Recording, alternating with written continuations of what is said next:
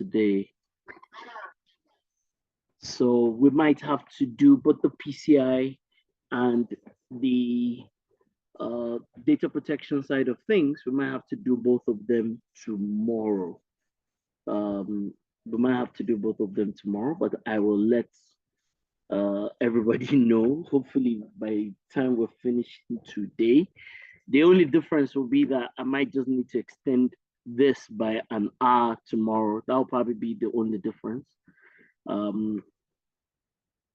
As it is. So let me know on the call right now. I know a lot of people are not here yet, but for everybody that is here, who is PCI important to their organization, payment and card security? Who's that important or critical to their organization? That means the organization either issues cards or does a lot of digital payments. Can I get to know in the chat room?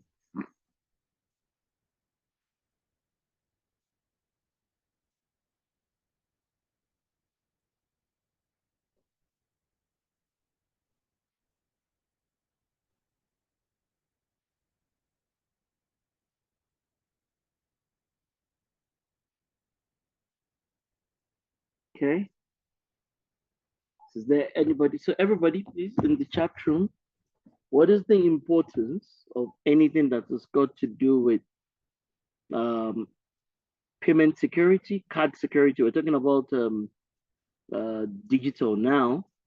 We're talking about if your organization issues cards or your organization does integrated payments with any of the payment providers. Can you indicate in the chat room?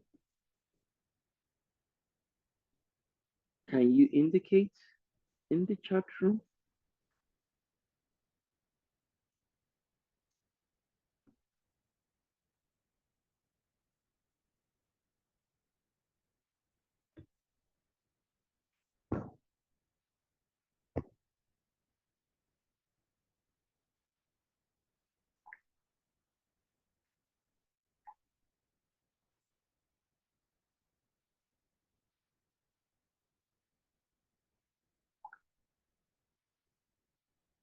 Okay. Okay, good. So if that says yes, Gloria says yes. Okay, that's fine. Eldred also says yes. Okay, I just wanted to know because for some organizations, they don't have any business with PCI DSS. So once again, I also like to know, so as this conversation of PCI DSS, has it been a conversation in your own organization? Has anybody in the organization compliant to PCI DSS? Has anybody been talking about PCI DSS in your own organization? Is there a need for PCI DSS? That's please once again let me hear your thoughts in the chat room.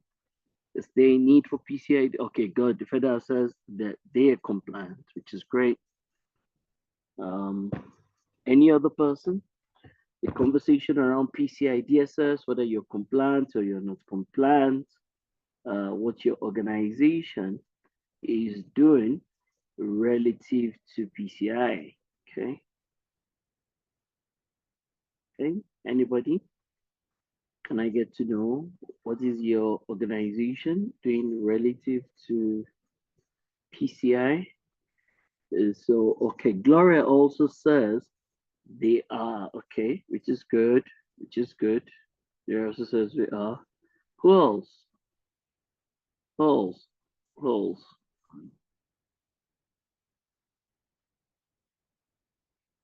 Okay, good, good, good.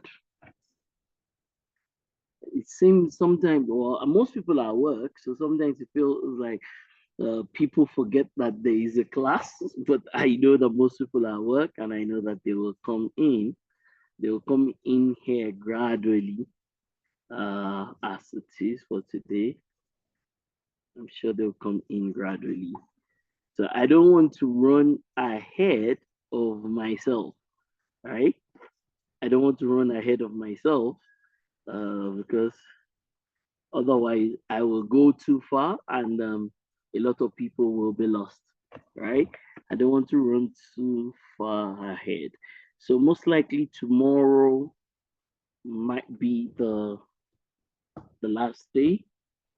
Tomorrow might be the last day because I would like to combine the PCI DSS because I might be very busy on Friday. And if I'm out, I need to then ensure that I'm back early enough, um, back in the hotel early enough. And then I will have to then go out again. So it might be a bit, might not be straightforward for me to be back here on Friday. But I'll speak with Marvin and I'll also speak with one other person and then we will decide what next. Okay, good. So I think I have a decent, just give me 1 minute, please. I just need to do something for a minute, please.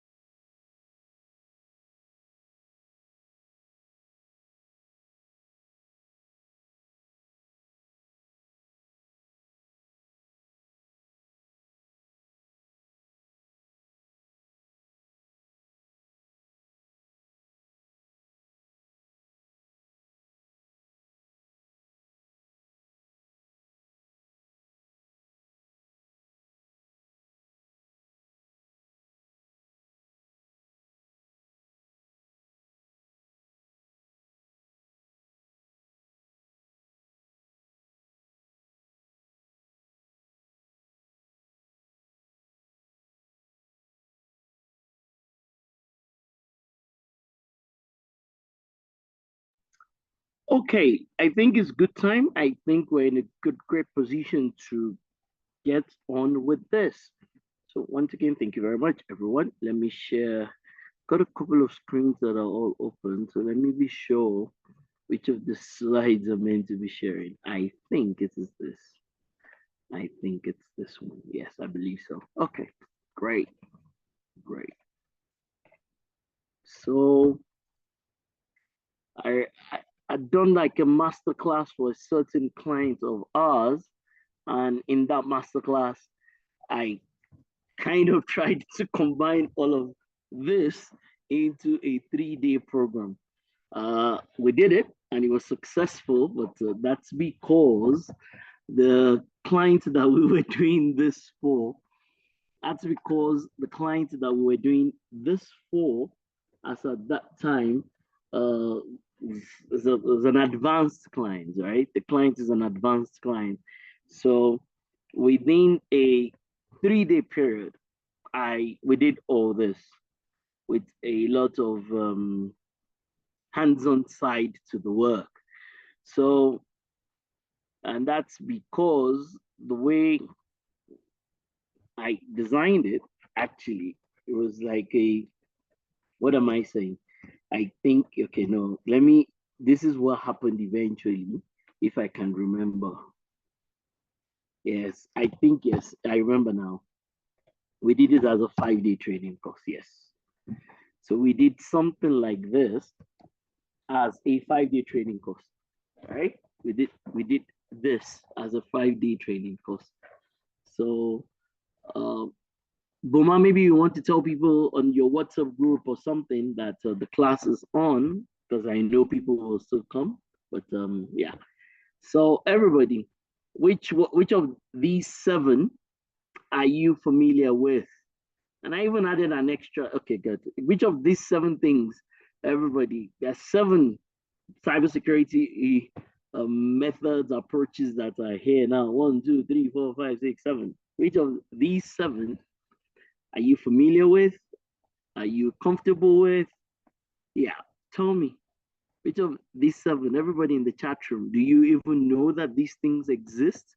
And you can also open a browser, especially if you are using your computer, right? You can open a browser and just type each of these things into Google on 7 different browsers, right?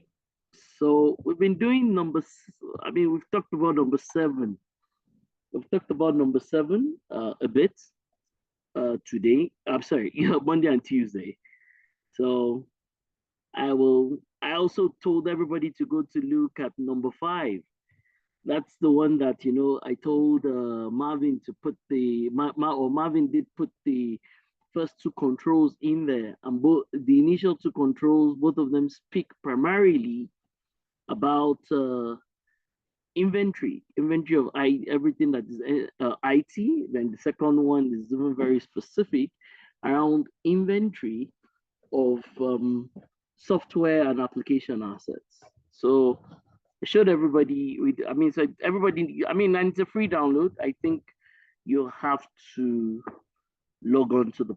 You have to register or something like that, and then they'll allow you download it. So, which of these ones? So let me go to the chat room. Which of these 7 things are you comfortable with, everybody? NIST, Ibrahim, you should be teaching this class. I should be seated while you're the trainer. Marvel, right? Okay. All right. Can I hear from everybody in a minute, please? Everybody, quickly. I want to hear from everybody. Which of these 7 are you familiar with? I have almost 40 people on the call already. Everybody, I want to hear from you.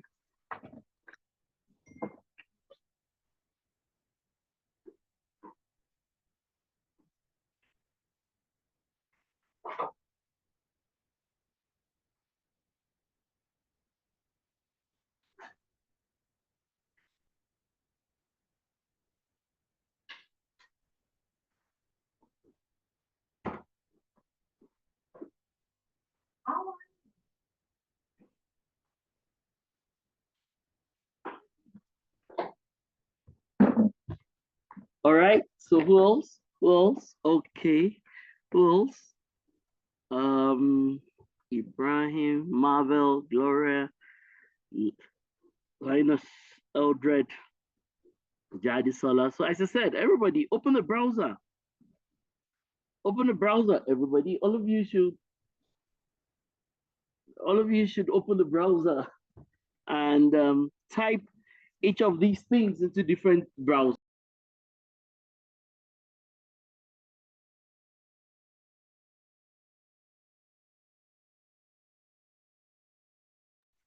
All right, everybody, because so for example, there's the NISA report. It's interesting, but people don't understand. I told somebody recently, I told the person, I said the NISA report will do you more good than even that the NISA report will do you more good than even the CISSP exam. I'm telling you, the NISA report is so good, it's ridiculous. And you can download it, everybody. You can download that NISA report. You can download it, everybody. It's so good. And there's a 2024 version, because usually it will come out in the 3rd quarter of every year. So the latest version is the 2024 version, right? The NISA report is so good. If you're an expert and you can act, you're somebody who can stand in front of an audience and properly articulate that report, everybody, please go to download it. The NISA 2024 report. If you can stand in front of an audience, if you can articulate the content of that report, then we should give you a huge round of applause.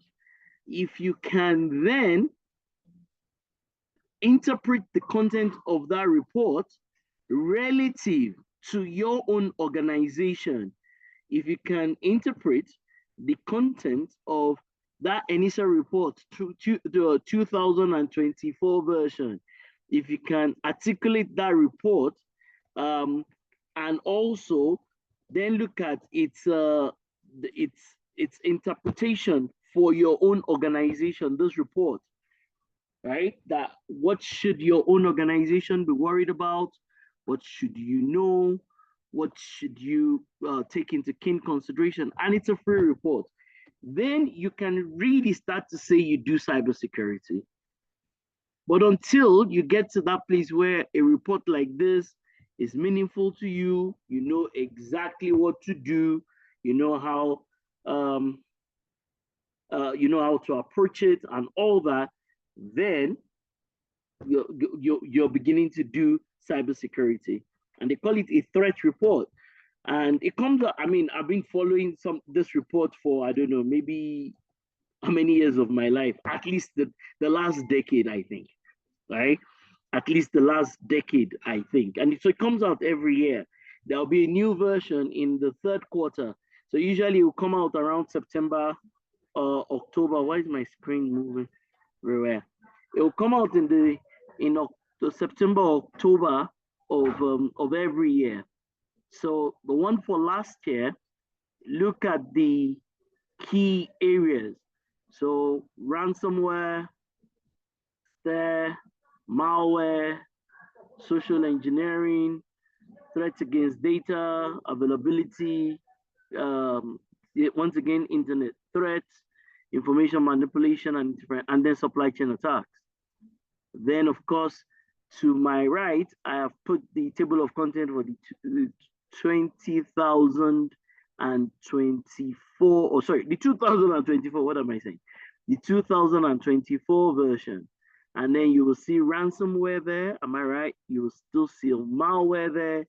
You'll still see social engineering there, threats against data, threats against availability, interference, and then they also reference the military attack framework.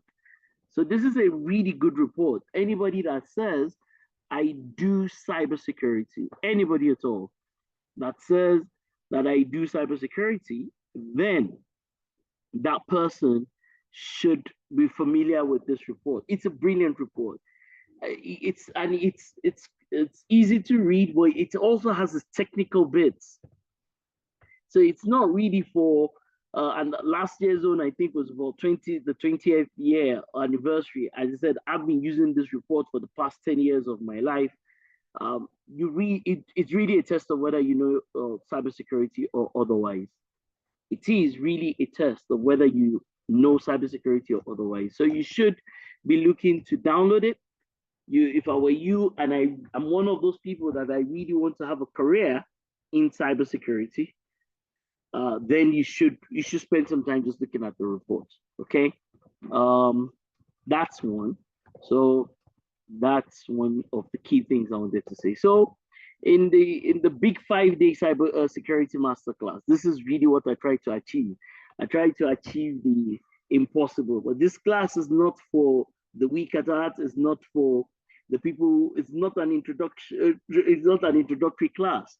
It is a class that I hold only for the people who already have some kind of background, some kind of knowledge, some kind of experience, and even set of skills around cybersecurity. Because trying to cover all this in a week is a lot, especially if for people who don't have this kind of background, this kind of knowledge, and things like that. So yeah, so I've already spoken to you about the NIST Threats Landscape Report. If you get nothing out of this class, then you should get that, right? If you get, and I told everybody, please open different browsers, and put all these things in there. Number one is free to download. Everybody should go download that. Maybe Boma can drop the link. Number one on my screen is free to download. Number two is free to download. Number three is free to download. You will not get a free version of number four. You will not get a free version of number four. Number five is free to download. Number six is free to download. And it's possible that you might get a free version of number 7, but you will not. I can promise you, I'll be surprised if you get the 2023 version of 27032. Okay, because it's very new, so it's quite new, but you might find a draft of it. It's possible. And some of you who are expert torrent users, you might be able to find it. But be certain that it's the 2023 version. Be certain that it's the 2023 version. So as I said, yeah, pretty much these are the kinds of things. So I put number 7 there because I said that's like the background and the foundation, which is exactly what I've done this week, right? That's the background and the foundation is exactly what it is that I've done this week. I've started the week at around 27001 because as I said, information security is a bigger bucket, right? Cybersecurity is a specialization of information security. It is a specialization of information security. Uh, but almost everything here, you will find them as free downloads. Of course, downloading them does not translate into you studying them, you thinking about how will these things apply? How on earth will I apply these things? Because that's also very important. Okay, let me move on. Um, I saw this on LinkedIn and I think I went to the guy's website and it's useful. All right. All right. But I put something towards the left, everybody. That's one thing that most organizations don't know, they don't realize, they don't, they're unaware. They don't know, they don't realize that, they forget. If something goes wrong with information security, the board of the organization is liable. Did you hear that? Not the executives. There's a difference between who is an exec and the board, right?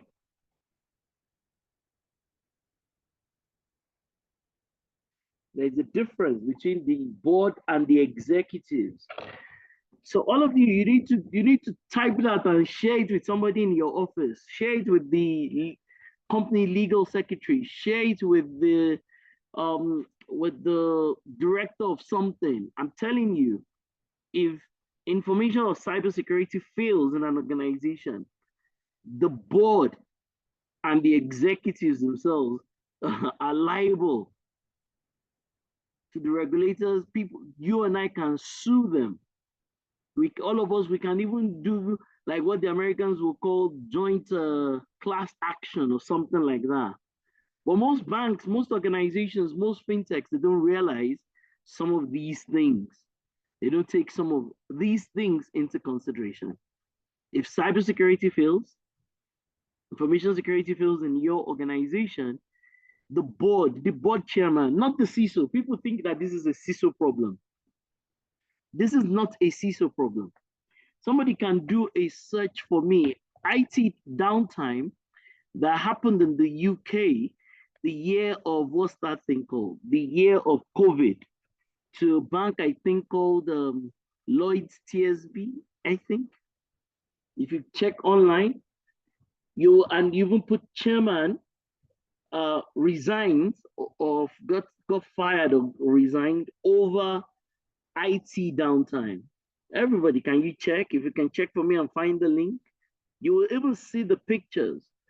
The board chairman and the CEO, they had to forfeit their bonuses and they both got sacked over IT downtime. Now, what caused the IT downtime? Was it a confidentiality issue? Not really. Was it an integrity issue? Maybe partly, but it was also primarily an availability type issue. And if anybody finds the link, you can drop it in the chat room. If anybody finds the link, you can drop it in the chat room. So all of you need to take this conversation to the executives. This is a board level conversation. It's beyond just uh IT. It's beyond just the CISO. The board needs to realize that. They can even go to jail. Did you hear that? The board, they can get all sorts of litigations and they're liable to the law, to the regulators. I mean, all sorts of things can happen, even to them as individuals. So this is not a joke, right? So everybody, also for me to know if you're with me, if you go, everybody give yourself a score over 12. There are 12 areas here that have been captured. How many of you can do 3 things? How many of you can articulate these things to an audience, especially as it pertains to your own organization? Right? You can talk about the threats, okay, relative to each of these areas. What exactly are the threats relative to each of these areas? And then you can also make recommendations with regards to what specifically should an organization be doing relative to these 12 things. What should an organization be doing relative to these 12 things? And lastly is, can you write a sensible audit report relative to these 12 things? So over 12, everybody give yourself a score in the chat room quickly. I want to see everybody give yourself a score in the chat room, please. Let me know that you're here. Give yourself a score in the chat room. Everybody, quickly give yourself a score in the chat room. I want you to, over 12 in this instance, over 12, just over 12. Okay, let me go to the chat room. Did you hear the Prince? I don't believe you. All right. Miriam says 3, right? Okay. Because of course, if you have not worked in an environment where they're doing containerization, how are you going to be able to articulate it intelligently, where the guys are not doing any kind of DevOps and they're not doing any kind of containerization? How are you going to be able to talk about you're not familiar with Kubernetes or any of those kinds of platforms? Kevin says 0, okay? It doesn't matter. That's why you're all here. So what else? Terminal security. How do you do the security relative to different terminals, POS devices, ATM machines, those kinds of things? Because this is cybersecurity, right? What exactly are the threats to an organization relative to APIs? API security is like an entire world of its own. I hope you know that. Now, API security is a big deal. In fact, there is a certification for API security. Somebody should help me check for it. There is even a training and certification and curriculum for API security. There is a training, there's a curriculum for API security. There's a certification for it. So API security is not what everybody knows. It's not what everybody does. It's not what everybody can do, right? You need certain types of experience and things like that. So you can see, how do you secure terminals that you're giving to customers? How do you do that? Well, I mean, third party shouldn't be an issue. We've talked about that a lot. Everybody, have you seen one authentication, authorization? Have you seen a particular platform called Okta? Can somebody look at it? OKTA. Have you used it before? There's a client of mine that's very good. Like, they've done like what I can refer to as some kind of enterprise deployment of Okta. What is Okta for? Everybody, can you check for me? OKTA. What is it for? Right? Okay. Okay, Brian. All right, brilliant. Yeah, so for directory authentication, for identity, yes. Okay. What are the key encryption tools and methodologies that organizations use? What do people buy when it comes to encryption? What are some of the things that organizations use, all right, when it comes to encryption? So these are all key things. Once again, this is not the theoretical understanding of these things. This is not the theoretical understanding of these things. Of course, the theory is good, and the theory is probably the starting point, but It's more than just the theoretical explanation of these things. It's beyond that. So it's you, and that's why you can listen to some of the things that I said. That what are the threats to these things in your own organization, right? And how can you articulate what these threats are in reality? Okay, what exactly are the threats, and how can you articulate them to an audience? Then the second thing I said to everybody is, what exactly are the recommendations? Because you've got to have clear, I mean, there will be clear actions that need to be carried out. There must be clear actions that need to be carried out. Okay? There will be specific things that your organization needs to do. Okay? To be able to address each of these things. So this is not even aligned to any framework. I mean, this person just came up with 12 that he believes that, any smart organization that says, I'm doing cybersecurity, should take these 12 into keen consideration. Okay, let me move on very quickly. As it is, I was saying to you yesterday, I said, somebody said something, I can't remember what the person said, but I said, I'll show you. This is what, right, the CISO, that person, that information security officer, that CISO that you have needs to be a CISO that works with 15 different entities in the organization. Everybody look at this. So this is the thing that makes this is the difference. Let me do this in a second. This is where information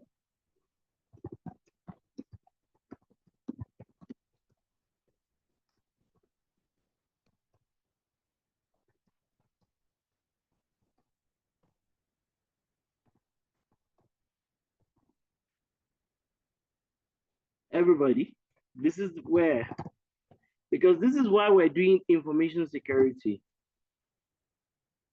This is why we're doing information security, right? This is primarily why we're doing information security. Because, sorry, that's not what I wanted to write.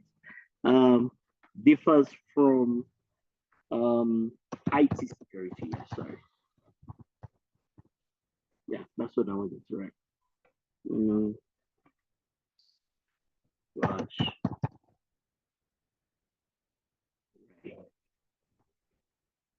So if it was, this is where IT security sits.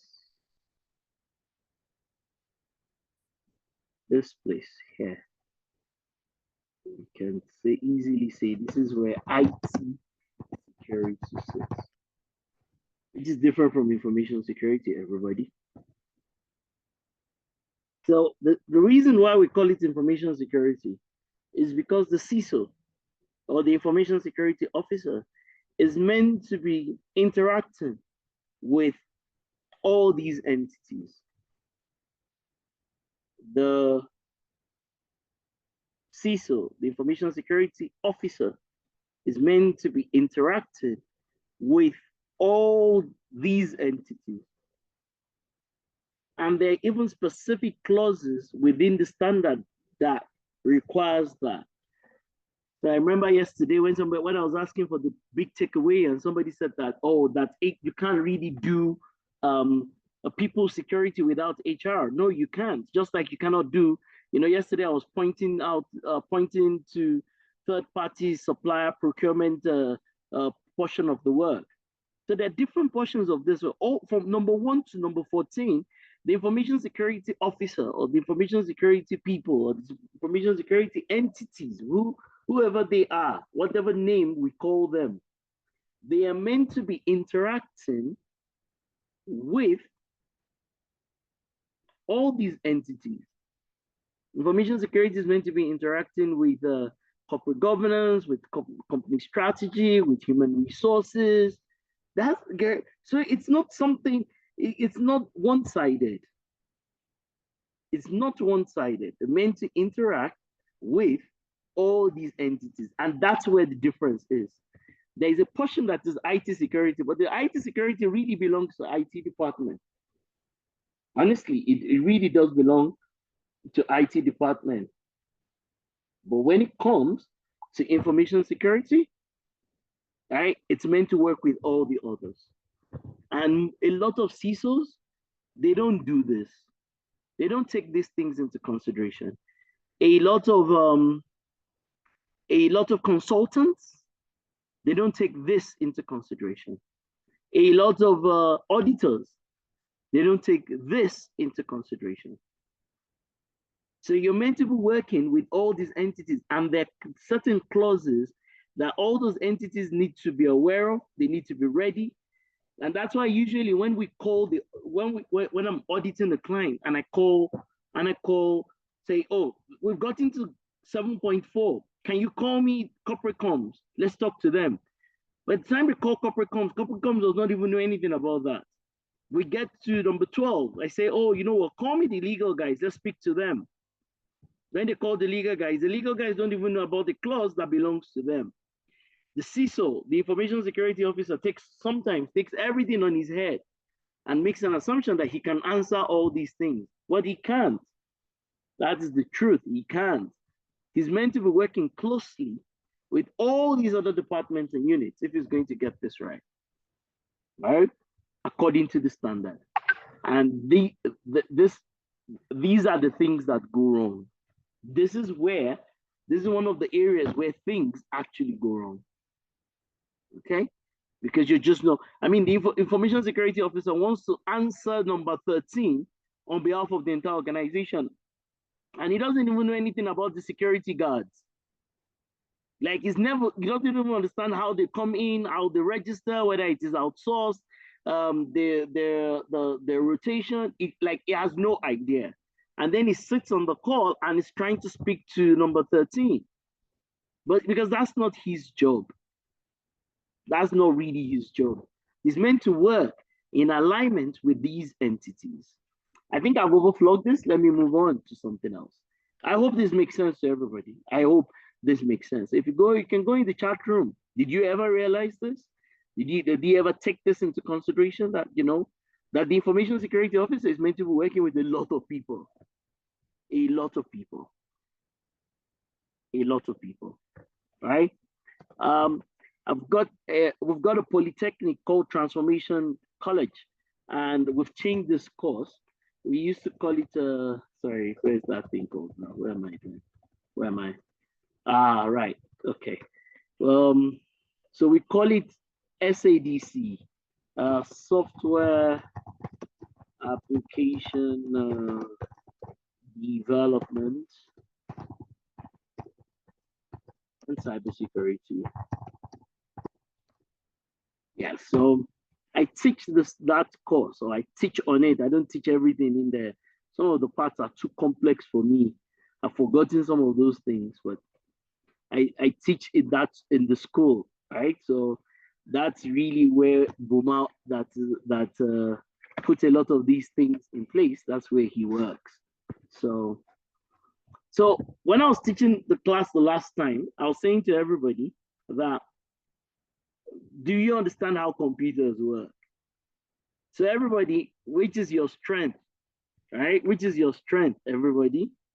Which is your strength as a person? Which is your strength? Is your strength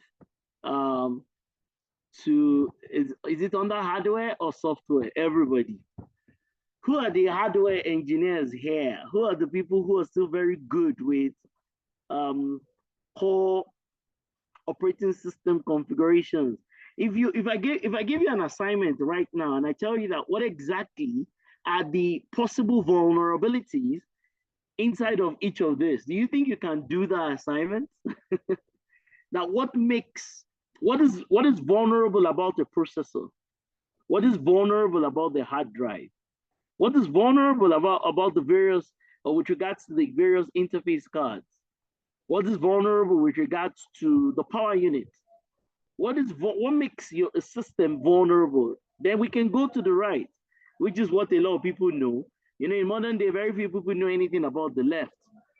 But I studied computer science. At some point in time, I used to put what's that thing called together? I used to put computers together, gigabyte board, and those kinds of things. So I used to be very familiar with hardware. I'm not very familiar any longer. In fact, these days I'm not familiar with a lot of things. I only know how to go to my house and my church. But on the right? So if I give you an assignment and I say, what exactly is the vulnerability relative to everything on the right? What will you say? What will you say? Anybody? Is there anybody? Go to the chat room. If you're somebody that you're in this training class and you can tell you can actually document what the vulnerabilities. I'm not talking about threats now. There's a massive difference between vulnerabilities and threats. I know exactly what I'm saying, right? I know what I'm referring to. There's a massive difference.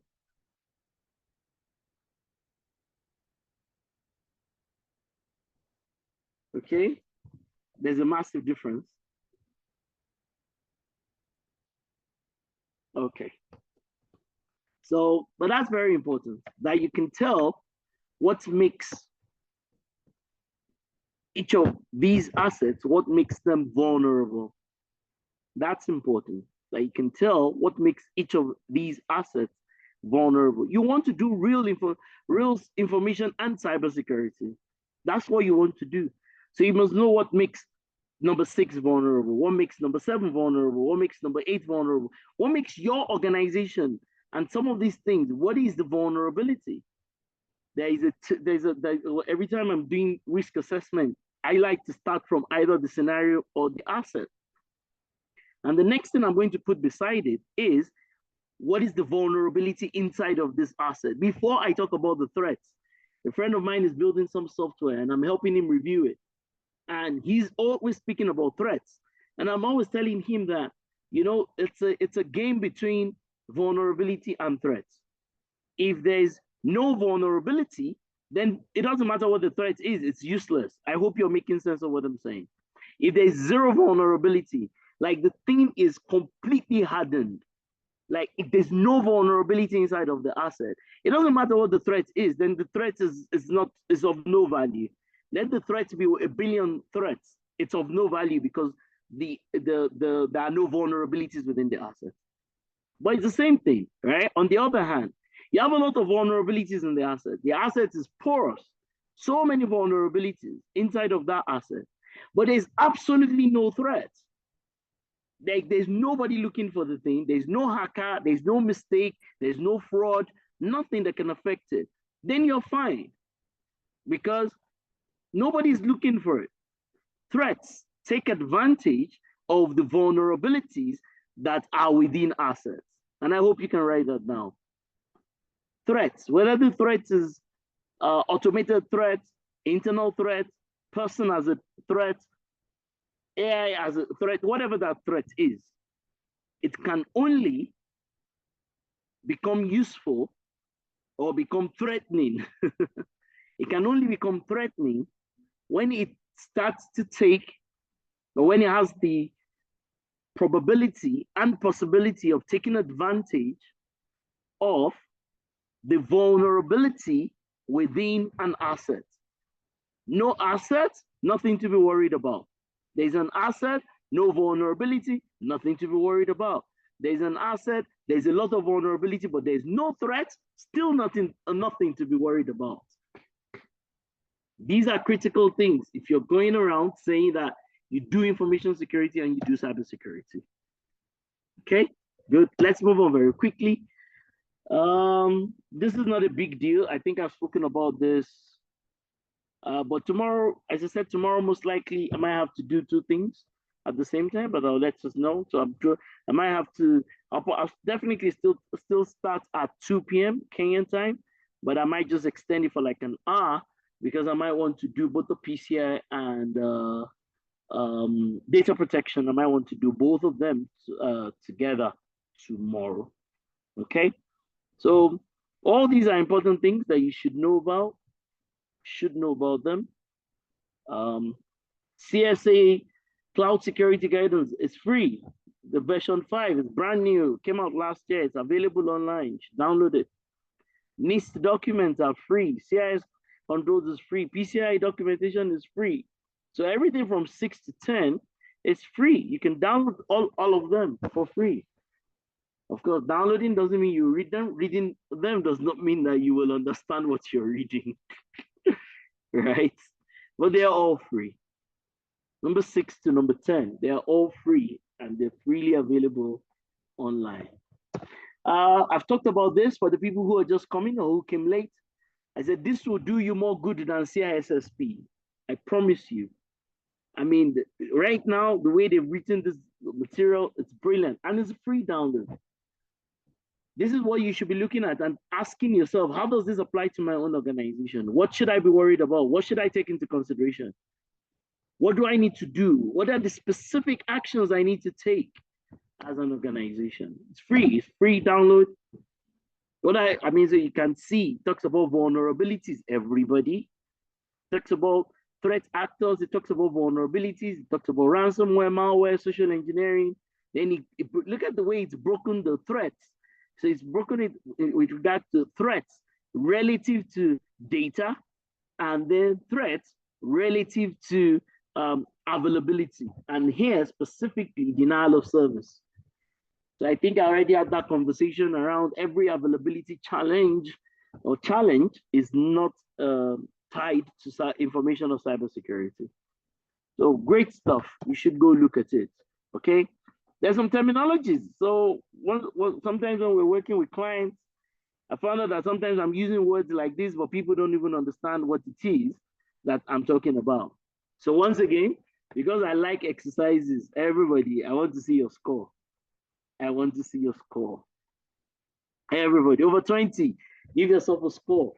You understand how, you understand the, let me coin this question properly.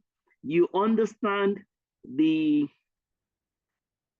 specific security implications and you can make recommendations. I've complicated it, right? So number one is that, let me write it here. The specific, okay, good. Let me just make it simple. Specific threats to your organization based on these terminologies. All right. Number two, you can make clear recommendations to address them, to address the threats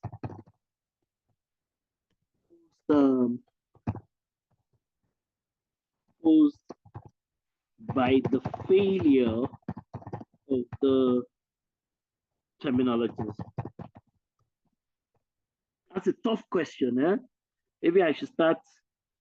Sorry, I don't know what's wrong with my computer. Maybe I need to shut down my computer or something. Whatever, man.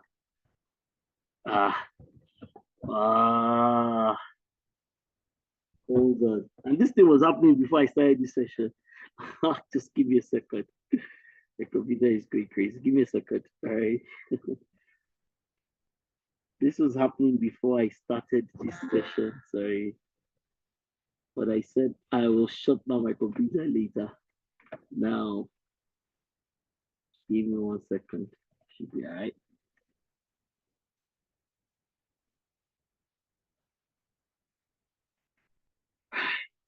Hold on. Wait a minute. I have too many screens open and I was out all morning. So, 2025. Hold on.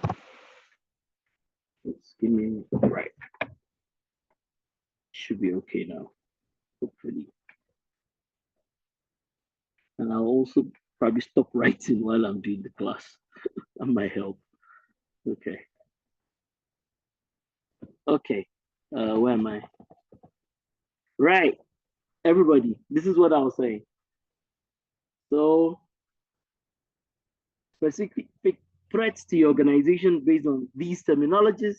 And then clear recommendations to address the threats posed by the failure of all this, failure of feel safe and feel secure. Tomorrow I'll talk about privacy by design. In fact, in the Kenyan Data Protection Act, they said privacy by design or privacy by default. They said or. There is no or in there. There are two different concepts entirely. The concept of privacy by design and then by the default configuration that you either build into the app or that you select if it's an off-the-shelf application. So if you're here, this is not just for you to cram. I'm not asking for definitions. You can see that I'm very clear, right? I'm not asking for definitions. Oh, non-reputation is the fact that you cannot deny that it originated from you. Tell me what what it is that you put in place so that so that people cannot they cannot deny that an email was generated by them because it came from an account that they are supposedly meant to be the ones that have the only username and password. How can an application, how does it do accounting? Do you think if you're are you one of those people that when you see number 9, you think 9 is speaking about financial accounting? This accounting is tied to an operating system. This accounting is tied to an application. This accounting is tied to the log files in the application, to some of the things in the event viewer. So I'm not asking for definitions. Anybody can pick ChatGPT and read off the definitions for these things. I'm not worried about definitions. I'm worried about application of these things within an organization, within an environment. I'm not worried about definitions. People can define things. To define something is not a big deal. Anybody can define stuff. Okay. So, and that's the thing about African education. We're very much into definitions. Just like, you know, I mean, everybody says, oh, CISSP is the most this, is the most that. I mean, for me, I mean, of course you can disagree. For me, I got no value from doing that exam, and I did it in the year 2006 or 5. I can't even remember. Must have done that exam about 20 years ago. Meaningless. Just something that you read you read the practice questions, you figure out what the thing is saying, you go in there and you answer the questions. For me, it has nothing to do with real work. So up till today, people ask me, should I do CISSP or should I do CH? I'm like, do CISSP if you're like a director, head of department, you know, that you're more involved in meetings than in sitting in front of a computer. Well, if you're somebody who sits in front of a computer a lot, go and look at the curriculum for CH version 12, everybody. Go and look at that curriculum. You know that there's real work to be done. Like, in terms of how will it apply in an organization? As I said, you can disagree. All right, okay, good. Once again, do you tell me, everybody in the chat room, do you agree with this? So I have summarized what an organization needs to do into 5 key things. So you might agree, you might disagree. So tell me, what should I add? What should I remove? Everybody, come to the chat room very quickly. These are the 5 things I think an organization needs to do. I think. Actually, I know. I don't want to keep writing. What I would have done is to, yeah, okay, it's fine. Everybody, come tell me in the chat room. What do you think? Right? Ibrahim, I'll send you an exam. If you pass my exam for both information security and cybersecurity, then I'll send you the PPT. It's not a problem. If you fill the attendance form, I'll share it with you. It's not a problem at all. Okay. Yeah, 5 key things, everybody. 5 key things. Tell me if you agree, tell me if you disagree, tell me if I should add something or I should remove something quickly. Let me know that people are here with me. Please help me, help me, help me. And where do you think most organizations struggle? Everybody, where is the biggest struggle for most organizations? I definitely want to hear that from everybody. Please come to the chat room. Don't leave the chat room to just Ibrahim. Ibrahim is not the only person that is here. Okay, help me support Ibrahim and Prince and right. Okay, Prince. No, so where do you think most people struggle? Ibrahim thinks that most people struggle around number 2. Everybody, all right? Okay, let me hear from others. Abosade says number 3. Ayomide says number 3. Eldred says 4. Lizzie says 4. Ida says 4. Somebody says 2. I like the person that said that everything is important. Capici says that sometimes it's 2, right? So I like the way Prince started it. That Prince is saying that he can't even take any of them out. That's what Prince is saying. Prince is saying that I can't even take any of them out. Damilare says it is 3, and Damilare works for a lot of organizations. So I dare say I can definitely listen to him. He says it is 3, 4, and even 5.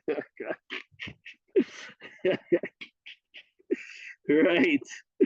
Uh, so number 5 is the education and the commitment of Velma of those stakeholders. Uh, Number 3, I think honestly, it's very difficult for me to say, right? Because I've seen in different places where each of this is a challenge, right? I've seen it in different locations or different clients. For some, because you can't even do a lot of 2 without 3. Am I right? You honestly cannot really do 2 without 3. And then, of course, 4 is a problem. And then, sometimes in a lot of organizations, they will do all sorts of awareness sessions, but the board and the executives will never be available to do to be a part of those things. So I definitely think a lot of these things. I mean, everybody here. I mean, everything in different organizations will be different things. But for me, I would go with, if I had to pick one. I can't even pick one. I can't pick one. I will say, okay, but if I had to pick one, that's tough, huh? Just for the purposes of this meeting, right? I'll pick number 2. If I had to pick one, I'll pick number 2. But I mean, everybody that has others, right? Simon says number 5. Everybody that has one or the other, I understand why you've picked each of them. But I mean, generally speaking, I just said, I'll just go with number 2, generally speaking. And that's why I highlighted execute. I didn't just write the develop, but I develop, because if it's to develop, it's easy to develop. It's very difficult to execute. And if you want to execute, you have to get number 3 right. And if you're going to get execute appropriately, you're going to have to get number 4 and number 5 right. So it's a big, but this is it, right? Everybody, primarily, this is it. So when information security is not going on well in an organization, it's usually something around. So either number 1 didn't go well, or number 2 is going badly, or number 3 is badly done, or number 4. Because number 4 also includes the auditors. Number 4 also includes the auditors. And I can tell you for a fact, there are not a lot of very intelligent auditors. Right? It's not because they don't want to, but sometimes, in Africa, we overstretch our auditors. So I've got friends who are auditors in different parts of the world, and they only audit one area of IT. They don't even audit everything. If they do databases, that's all they do. If they do access control, that's all they do. But in Africa, you're going to have one auditor who's meant to do 20 things. So how is he going to be able to perform appropriately? But these are all issues that all of us should take into consideration anyways. Let me move on very quickly. This is the old NISA. I should take it on there. So everybody, good. My colleague, Ayokule, is not on the call, but we were doing some work for a client and we had to use everything here. We actually compiled this in a training class that we're doing for the police at some point in time. We're doing something for the police at some point in time. We're doing something for the police at some point in time. And we used all these things in trying to train the police. So we compiled this because we had done, the training was a very long one. I think it was for 2 weeks. So we had to use different tools to do it. So everybody should take a screenshot here. Right? And so you need to get into this. You need to get into this. You need to get into this. So we trained people on all this. I mean, I know how to use some of the easy ones, like number 7, very easy. Number 11, easy. Number 12, easy. Which ones are my favorite? Number 1, yeah. So if you're doing cybersecurity and you're not familiar with these things, then I'm not sure you're doing cybersecurity.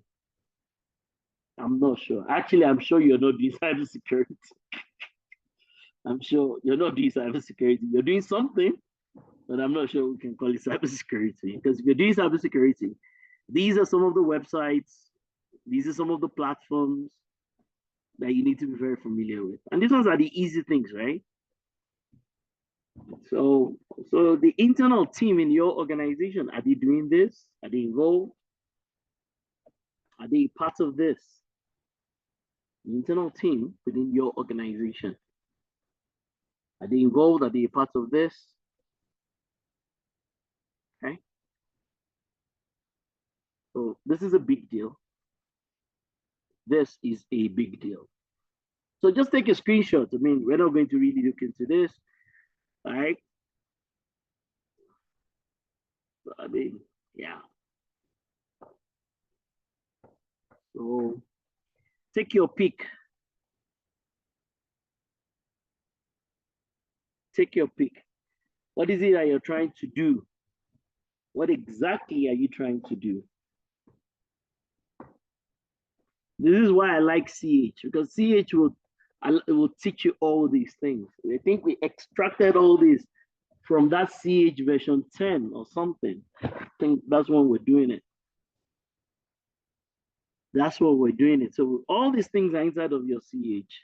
So that CH version 12, not so much as to pass the exam. I don't really care about you passing the exam. There are dumps you can get and you pass the exam. And you should pass the exam so that at least you have something to put on LinkedIn or something like that. You should pass the exam. The organizations don't get value from LinkedIn. I hope you know that, right?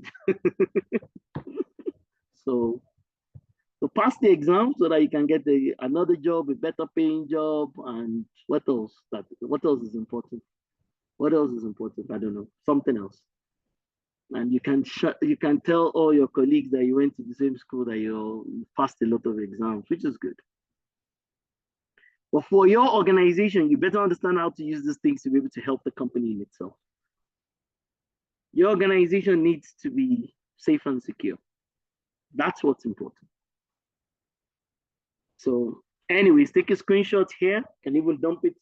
Buma, you can even dump it in the chat room, and then based on whatever it is that you're doing, based on what you're trying to achieve, I mean, all sorts of things.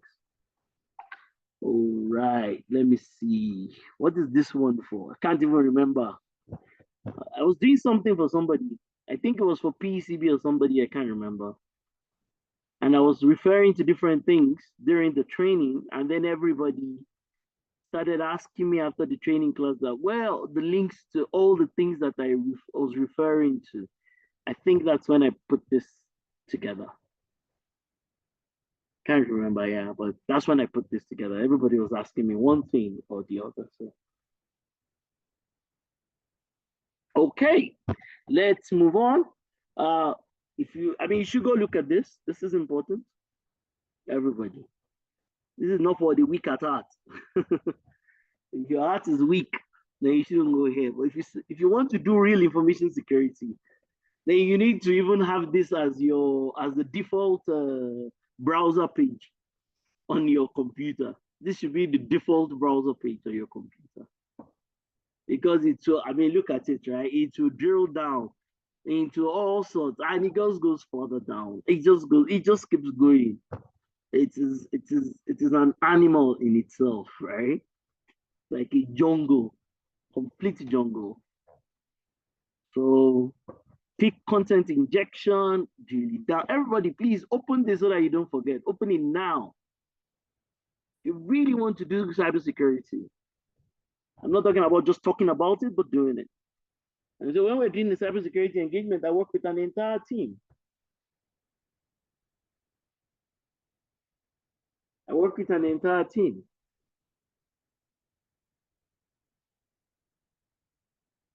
I work with a whole team to do this.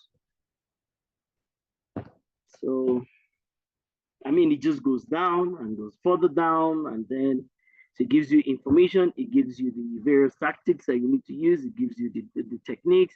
It even tells you, everybody, if you go under defenses, it even tells you how to defend. I mean, it's very deep. It will take it down to Active Directory. So, if you're really going to do cybersecurity, then you should do it properly. You should do it properly. Tells you exactly what the mitigations should be. This is a critical part of everything. And that's why I like, some of those things like CH, because they go into these things. Even in the NIST report, everybody, in the NIST report, if you come here, where's the NIST report? Yes. Can you see in the annex, mapping to the major attack framework? So it's a critical part of even this report. You can't really say you're doing cybersecurity without this. Like, and it's not supposed to know about it, it's to really dig deep into it and look at what do you need to do in your own organization. Even for those that are auditors on the call, this is critical. And I can tell you that I know a lot of people who do information and cybersecurity, they don't even know anything about this at all. At all. I mean, so then I'm wondering how you're now going to really know all the things that you're supposedly meant to know. Anyways, I'm going to go away from here. So look at it. It even brings it down all the way to assets. I mean, this is, as I said, it's an animal completely. It's a completely different animal. And it's not just to know that it exists, it's for you to start to apply. I apply these things when I'm doing an audit, apply them when I'm doing enterprise architecture work, apply them when I'm doing training, apply them when we're doing various kinds of assessments for different clients. I no longer install Exchange, Active Directory, SharePoint, all those things. I no longer carry Cisco boxes to go and configure it anywhere. I'm good. So, all right. I have a couple of other things here, but I need to skip a lot of these things. I told everybody to go to open. Microsoft has got great. I told everybody yesterday to open something called Microsoft MCRA. Please do that, everybody. Microsoft MCRA, Cybersecurity Reference Architecture. I used to be a Microsoft Go partner, and I used to be an architect working for Microsoft. So I'm like a Microsoft junkie. I used to be, sorry. Now I'm about to go into farming, so I'm not, right? But I mean, I know the configuration of Entra, Purview, Priva, those products, because some of them are compliance products. So Microsoft has got great stuff when it comes to, I mean, that cybersecurity reference architecture, MCRA, this one. In fact, if you download it, it will show you how everything came together. And so I've seen organizations that have now taken all the Microsoft related things here and they replaced everything with their own technology stack. I worked with an organization to do that. So what that means is, if we get to where it says Azure Firewall Manager, and that's not what they use, they'll take it out and they'll replace it with what they use. If you get to where it has the DDoS protection, they will put what they use. They'll put, if you go to where it says Azure Key Vault, they'll take out this Azure Key Vault and they'll put what exactly they use for key management. So they will leverage this to build something that is specific for them as an organization, or to them, whichever one. All right. And so if you download the actual PowerPoint, can anybody go into the chat room and tell me if you'll be able to download it? If you download the PowerPoint deck, the one that came out, I think 2 years ago, the last version, it came out a year or two ago, I can't remember. It will show you how, it will start with a plain page and starts to show you how everything comes together. Okay?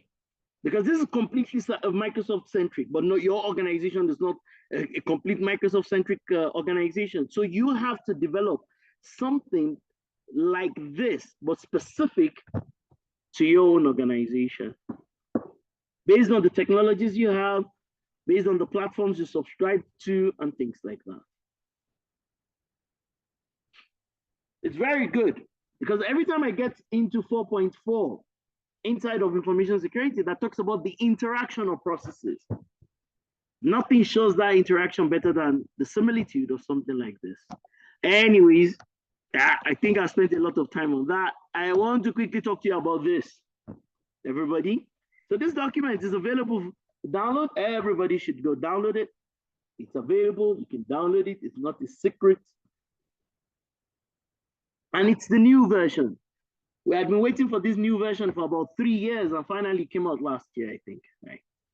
Yeah, finally came out last year, and I've held all sorts of sessions around this, even from the drafts, because we're waiting for this upgrade for like 3 years, and I got tired of waiting. So immediately it came out, I had to use it for all sorts. So it's available, it's beautiful, and I think, yeah, somebody in my office drew this out or something like that. People muck around, but yeah, this comes directly from the material. So this is cybersecurity, everybody. This is cybersecurity.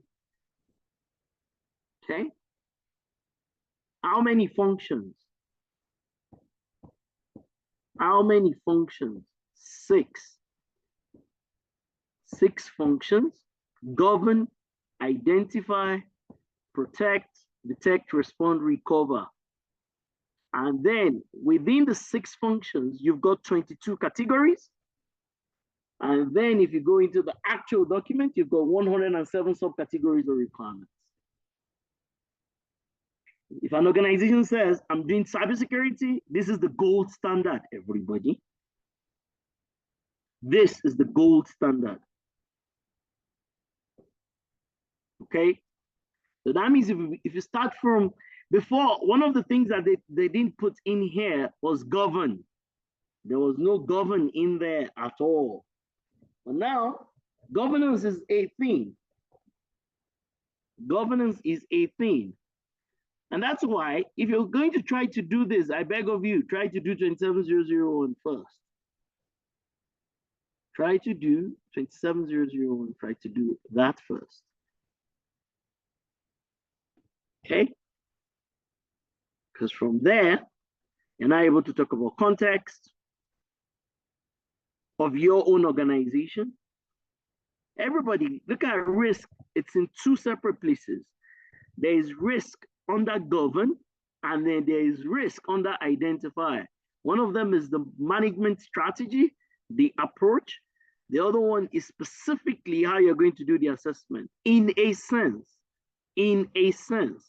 the one that is above there, risk management strategy, is like saying, as an organization, I'm going to use ISO 31000 in a certain sense.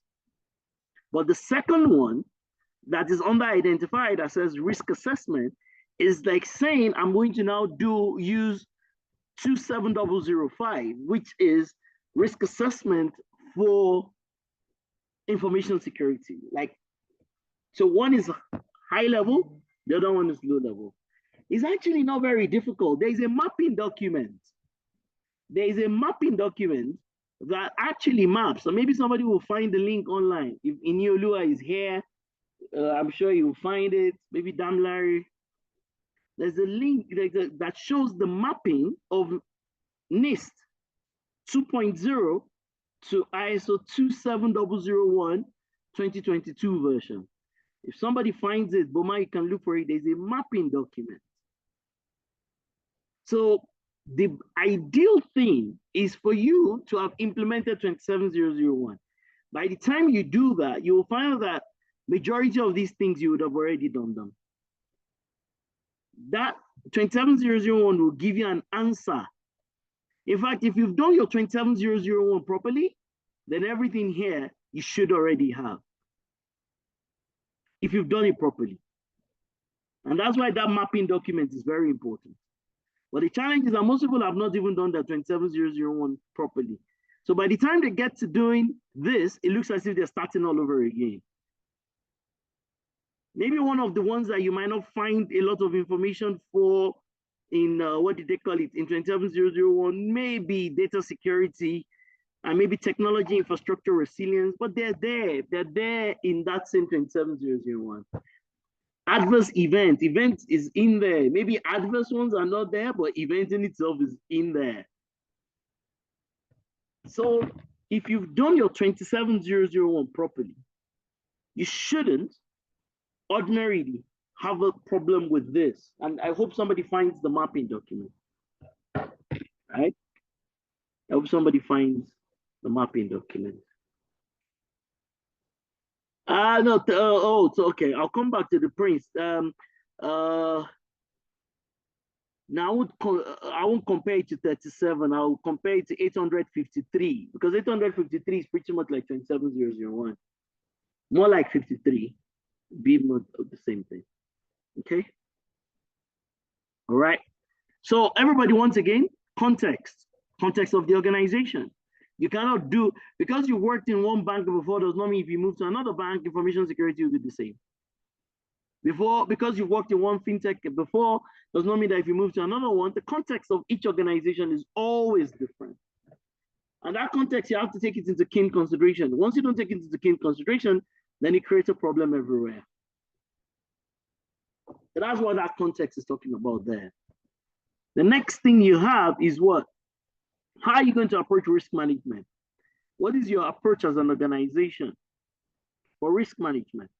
Because this also has to align to enterprise risk. This also has to align with enterprise risk. Okay? So that in one documentation, you're not using controls. In another documentation, you call it treatment. In another documentation, you call it mitigation. In another documentation, you call it resolution. You just keep giving it names. So that you don't use the word risk assessment and say, oh, assessment is equal to analysis. Because according to ISO 31000 and according to ISO 27005, inside of assessment, there are three key things. There is identification, there is analysis, and then there is evaluation. Roles and responsibilities, we've talked about that. Who's the head of the steering committee? Is it the MD himself? Is it the ED? Who's the head of is there a board? In some organizations, they even have a board subcommittee for information security. I've seen that. Some of the organizations, information security is added with IT subcommittee or added to the risk subcommittee. But recently, there is an organization, a big African bank that's got branches in about 35 African countries. They have a board subcommittee specifically for information security and cybersecurity. So board subcommittee, executive steering committee. Who's the CISO? Who's the head of information security audits? Where does CIO come in? So the concept of RASCI, everybody, I prefer RASCI to RACI. People like RACI. RACI is good, RACI is popular, but I even prefer RASCI. The S, everybody type it in. What is the S in RASCI for? Who are those that support the responsible person? I have hardly ever seen any organization get these things right. It's like the consultants themselves don't even know what they're doing. It's like the consultants are really struggling themselves. So when the people do the work, you look at it, they say, oh, this person is responsible. I'm like, and this person is accountable. There was one I was looking at recently. I'm like, what on earth is this?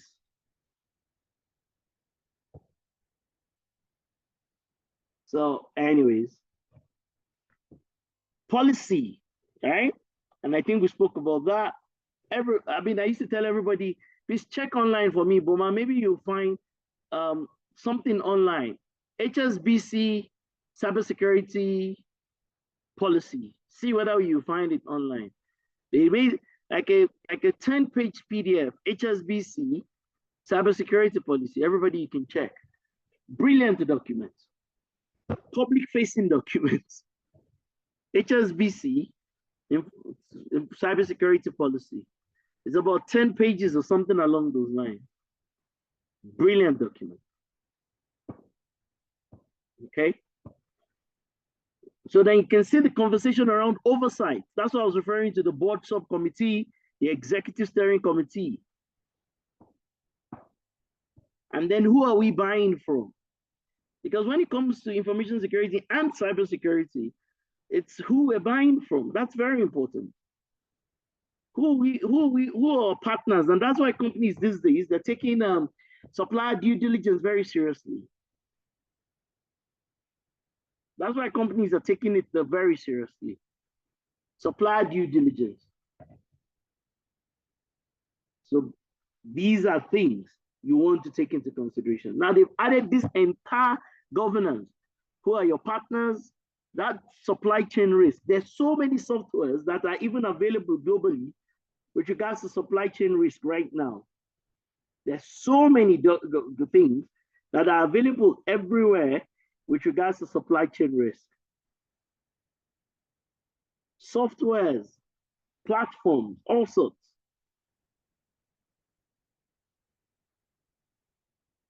Okay. We talked about assets yesterday. How do you do risk assessment? People, I mean, I've been to some organizations that have invested in a GRC software. What is that one? What is one of those ones? One Trust, right? Then those guys, what is their name now? They keep changing their name. Are they now called Diligent? They used to be called Galvanize. They used to be called, forgotten that their old name. Everybody, there's something called Diligent. There should be something called Diligent Risk Bond or something like that. I've seen a couple of clients use the one from one of my friends, CyberVagent. I've seen people use, what's the other one? I think Pentana. I've seen all sorts. I've seen all sorts. I have seen all sorts. So risk assessment does not always have to be Microsoft Excel. That's my point. But if you don't understand Microsoft Excel, please don't go and buy any of those applications. If you must have how to use the Microsoft Excel before you can start to do any of those other things. You must have how to use the Microsoft Excel before you now move on to higher level things. If you've not done that, don't even try. Some of the documents I'm going to tell Boma to share in the WhatsApp group. There's a WhatsApp group. So I just shared with him the mapping document. So you would also share it via email. Everybody go and open that CMMC quickly. All right, go and open that CMMC. It's it's difficult to use and to understand, but can use it for your maturity side of things. Because when we say improvement, that misconception from everybody that improvement is something that the auditor has pointed out. I don't know where all of us got that information. I don't know who gave us.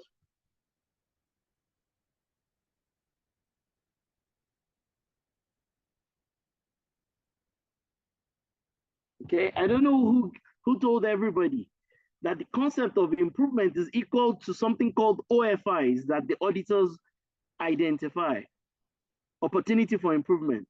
So every client will tell you that their opportunity for improvement is something that the auditor probably pointed out. Who told you that the auditor even knows enough to be able to guide you? So this is definitely an issue. Everybody needs to embark upon an appropriate improvement program. Everybody needs to embark upon an appropriate improvement program. Everybody. And that means a maturity assessment. That's what it is. There's no other name for it. So you need to either do self-assessment. All right. Give me a second. Somebody's on my door. Give me 1 second, please.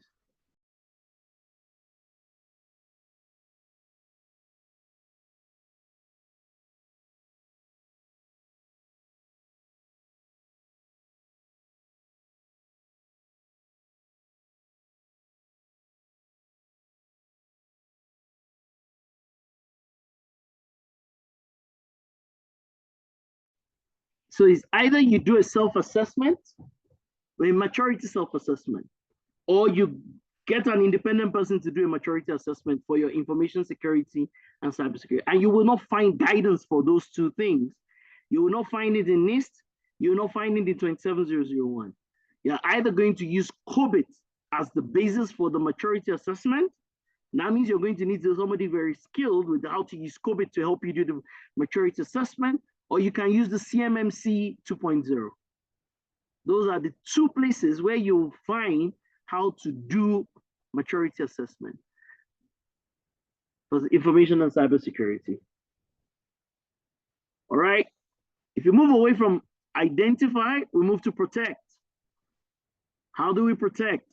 IAM, Active Directory, plus Jump Cloud, plus Okta. There is a document, Boma, you should share that document in the WhatsApp group. It's a document, and there's a link for it online anyways, you'll find it. It's a document from an organization called Beyond Trust. It talks about NIST, somebody should look for it, everybody should look for it. Beyond Trust, you'll find NIST CSF mapping. There are different technology platforms that, I mean, that's just from Beyond Trust. Everybody's got their own mapping to NIST. Cisco has got theirs, Symantec has got theirs, CyberArk, everybody's got their own mapping. Okay.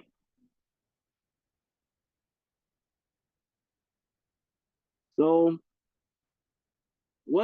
in that document called Beyond Trust, you'll see the technology recommendations that they have as an organization. The technology recommendations that Beyond Trust that they have as an organization. Awareness and training, like what it is that I'm doing right now, is more of an awareness.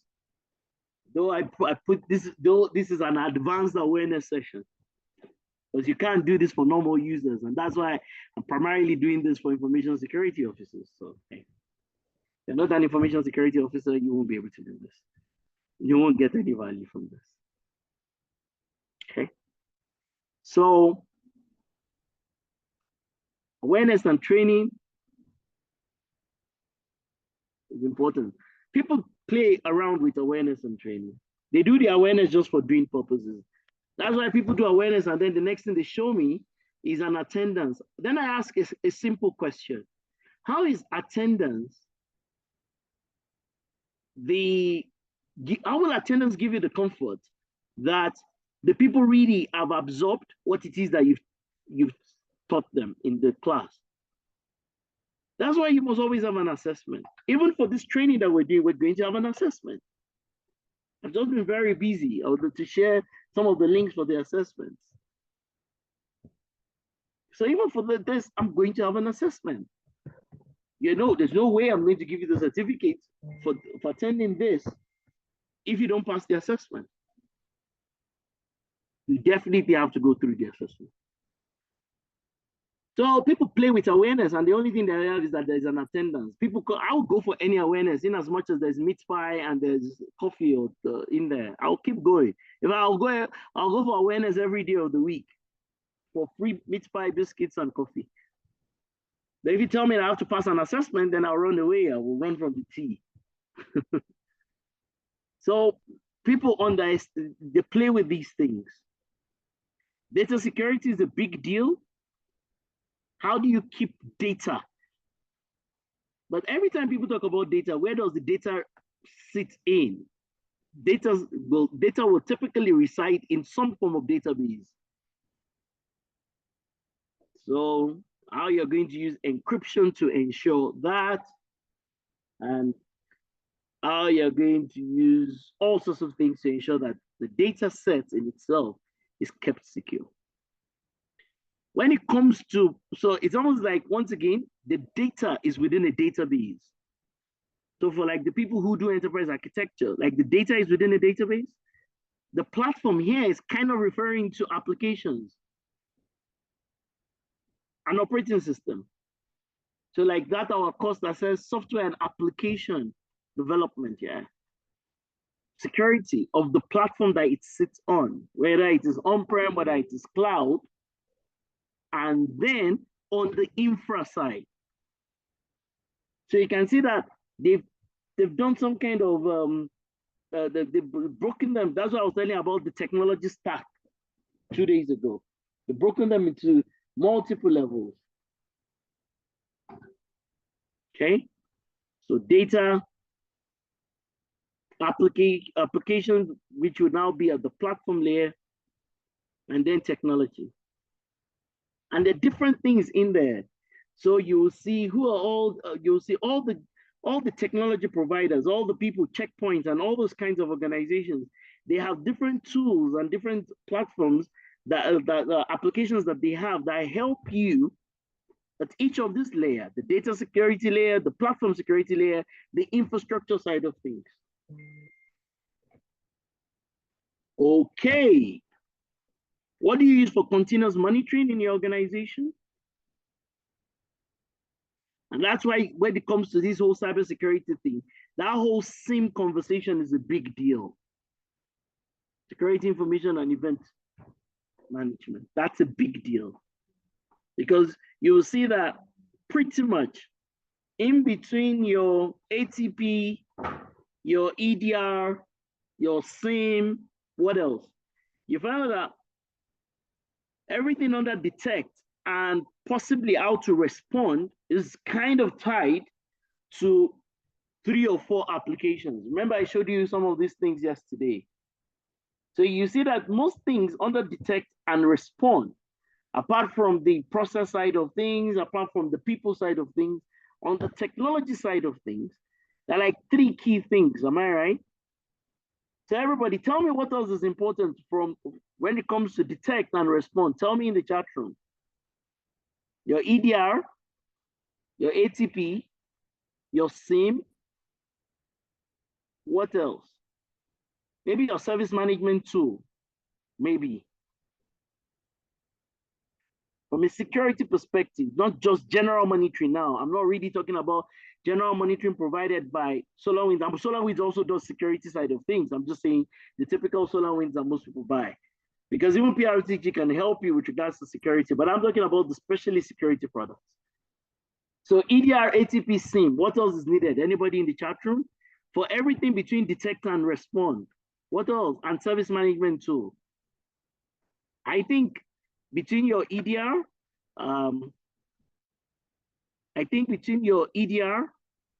okay, I think Damilari has shared something in the chat room. Brilliant. Right? I think between your EDR, your ATP, your EDR, your ATP, and your SIM. What else? Anybody? Quickly. Okay, your SOA. Well, okay. But your SOA is a combination of things, right? So, wait, before you start to tell me firewall, are you, wait, hold on. We're talking about continuous monitoring, advanced events. No, FIM, nah. It helps. I'll put FIM around my file integrity. I'll put FIM around my data security. Nah.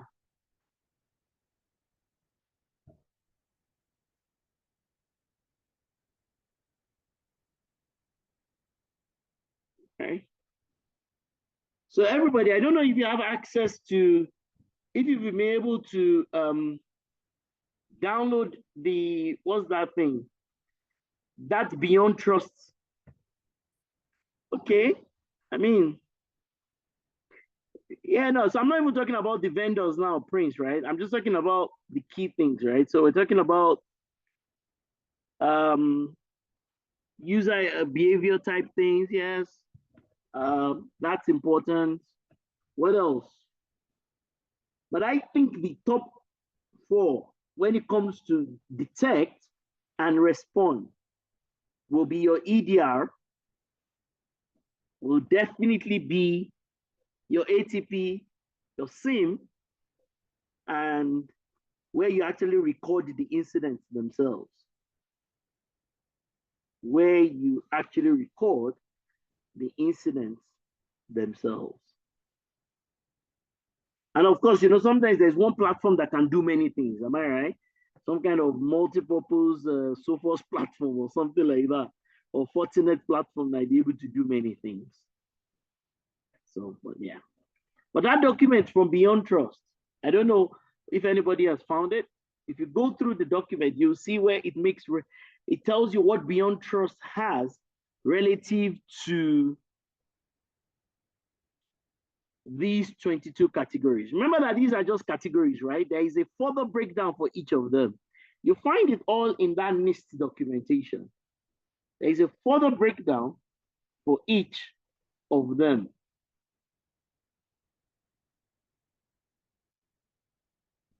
All right? There's a further breakdown. That breakdown is why I said that it then breaks everything down into 107 sub-requirements. It's all in that document. Because what we're talking about here is just high level. It's just at a high level. At some high level.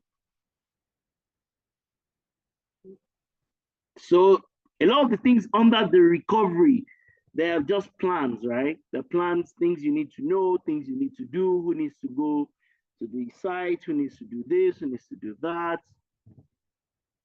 So once again, look at that Beyond Trust document. It's a beautiful document that shows the mapping of solutions and services to these 22 areas.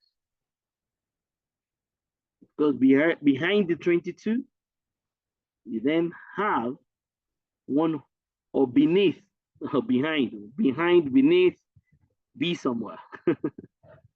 You then have 107 requirements underneath them, subcategories of requirements. 107. 107. So it's a lot of work. I wouldn't say that 27001 completely addresses everything. I can tell you categorically, it addresses a decent bit in there. Addresses a decent bit in there.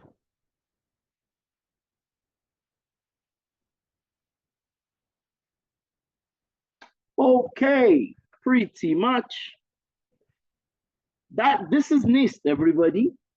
This is NIST 2.0. This is NIST. So every time somebody says, I'm doing cybersecurity, I will audit them against maybe 3 key things, right? This being the gold. Same thing. Let me see. Good, everybody. This is the other thing we audit people against. So there's another mapping document, which I think it's probably one of the ones that have been shared already. Let me see. Yeah, I think it's the one Damilari shared. Yes, everybody. Okay, no, that's the train. No, there's another mapping document. Okay, it's actually even in the standard. Sorry, I forgot. Hold on. See, these controls in themselves, they are mapped towards, it's in the standard in itself. So it shows you what is in 27032. I hope you can see my screen. And how 27001 or 27002 is the underlying requirement to ensure that this is done.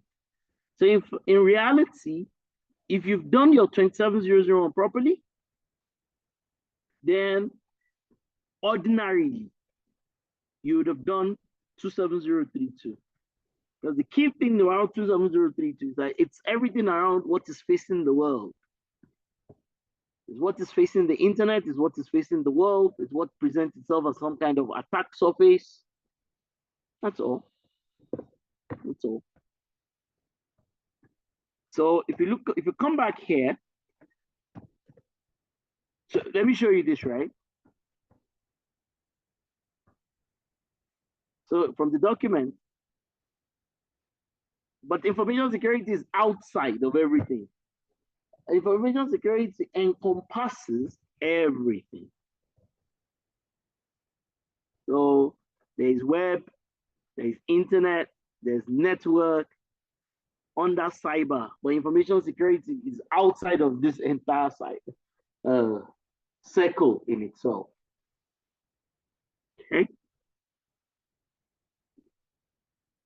So once again, in the 2703 2 document, you have this. Over the next couple of weeks, I will be sharing a lot of things on the WhatsApp group, so you can join the WhatsApp group. It's not a WhatsApp group for rubbish. We will delete anybody that starts to tell us what is happening in their country, in their hometown, or whatever. It's not for news, it's not for rubbish, it's purely for cybersecurity. The cybersecurity WhatsApp group, purely for cybersecurity. So it's purely for cybersecurity. I have some cybersecurity experts that will share their thoughts. So this set of abbreviations are inside of that document. But if you look in here, this is it. So for some organizations, when their implementation of cybersecurity is tied to this, but I usually will recommend that you should use NIST. Use NIST 2.0. In addition, you can use this, but I'll say you should use NIST 2.0. But in addition, you can use this. So you can see that this is a tiny subset of information security. And that's why under number 7, it starts to tell you the key actors and the stakeholders when it comes to cyber, everybody. That's why it will tell you about internet service providers. It will tell you about law enforcement agencies, government authorities. It will tell you about whatever cert you have in your own country. So cyber is, it's broad. Do you understand? Because it involves a lot of information security.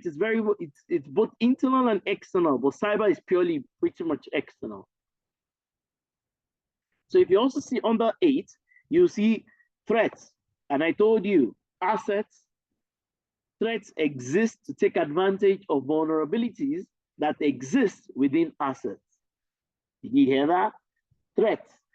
I would not look at, I mean, sometimes when I see an Excel document, I'm like, I don't know how this works, but for me, it's confusing. I will not do the asset and the threat. No. I will do the asset, then the vulnerability, because I must establish what makes an asset weak before I then go ahead to establish what exactly is the threat that wants to take advantage of the vulnerability within the asset. And then, of course, here they've also added conversation around the attack vectors. Attack vectors, attack surfaces. And then they've specified 17 key things that you need to do for cybersecurity. So I'm asking you, Mr. and Mrs. or Miss Cybersecurity, list these 17 things out. How well are you doing relative to them?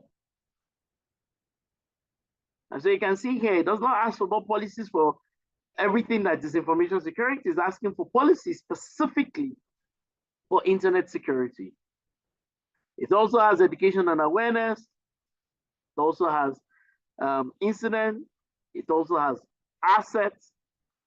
I don't even like this arrangement. I would have put number 6 as number 3. Why am I discussing access control if I've not yet covered the assets? Why am I discussing access? Access to what? Isn't it access to the assets? In the right sequence, number 6 should come before number 3. And why will I put number 5 where it is? I should put number 5 around number 17. I don't like the sequence at all. But sequence or no sequence, right? It's there. Supply is there, business continuity is there, privacy is there, The concept of vulnerability network management, malware is there, changes is there again. Applicable legislation is there, cryptography is there. Applications WAF, right? Where the applications that are for, the firewall for internet-facing applications. The firewall specifically for the applications that are facing the internet. How you harden, disable all sorts of things on the endpoint devices themselves and whatever it is that you have for monitoring. So 17 important things that are here. So when we're looking at NIST, there were what? 22. When we're looking at NIST, we're 22, am I right? Now 17. So in between this and this, but it will be the same thing. Once you've done it here, it will be the same thing that applies there. So it's not a big deal. I can easily show that you have met these things. If you have met it in one, I can apply it to the other one. If you met it in one, I can tell you how it applies and I can put it together in a report.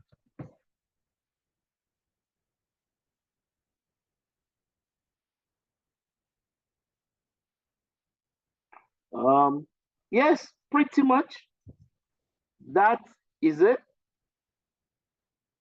Pretty much. That is it. Pretty much. That is it. So please tell me. That's cybersecurity, ladies and gentlemen. That is cybersecurity. I like CIS controls. Oh, this is I used to love this thing. Like the older versions, I kind of knew everything in my sleep. And that's why I tell everybody about number one and number two. So you can see it all starts with adequate identification of information, hardware, software. That's where it all starts from. I love this. It starts from from there. Before it then goes on to other things. You can see that you must have even identified them before number four. Because you can't look at number three, protection, right? Look at number four, secure configuration. That's what I was telling you yesterday. You know, so when you see the word configuration inside information security, it's a secondary issue.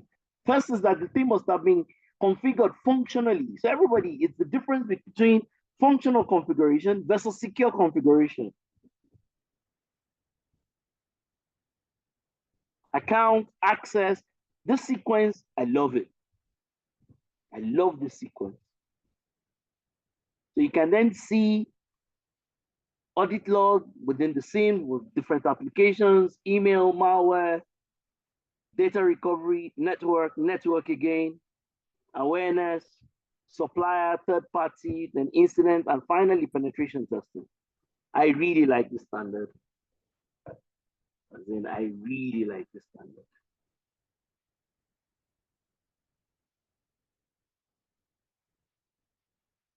Okay, people, this is the one I was telling you.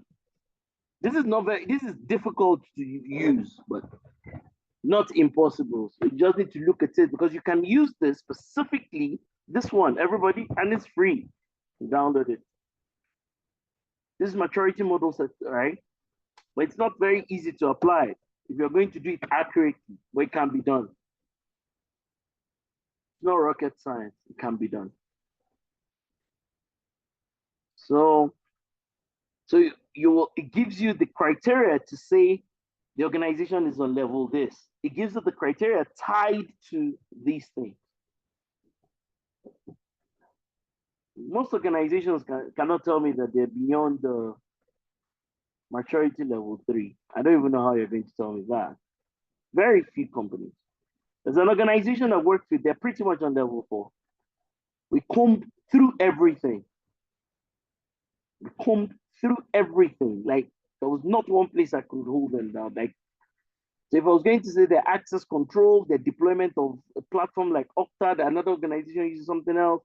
If I was going to come to awareness and training, if I was going to come to the way they do I mean, also because they're like a cloud native company, so these things were quite easy for them. Maybe they struggled maybe a bit around number 10, maybe, pretty much. So I can either use this or I'll use COVID for the maturity assessment. I can use any of them. Okay, good. I am done for today. What is your big learning point as usual? What did you enjoy today? There's quite a bit that we've done today. I started from, where did I start today? Yeah, started from this 7-in-1, right? I started from this 7-in-1. We talked about this. People who came early, we did this assessment. People who came late, they won't have seen it. We did this assessment for the people who came early. We talked about it at length, in detail. And then we also talked about this, the job of the CISO, working with everybody that is with IT, and that's why we call it information security, not IT security. There's a huge difference. But IT security sits within IT, should sit within IT. So we talked about this earlier today. So people who came late would have missed a lot of this conversation. Right? And you're not going to see this in any textbook. I promise you. You will not find this in an exam. You won't find it in CISSP exam. You'll find it anywhere. In fact, once again, I wrote this from working with different clients. And then I start to think about it. I'm like, okay. Then I was explaining to one of my clients that the CISO was not doing his job. And I used this as the illustration. Because he wasn't talking to all the people. So he sat down in his room and was doing CISO things on his own. He couldn't even tell me that he had had sessions with all these entities. The CISO couldn't tell me that. So,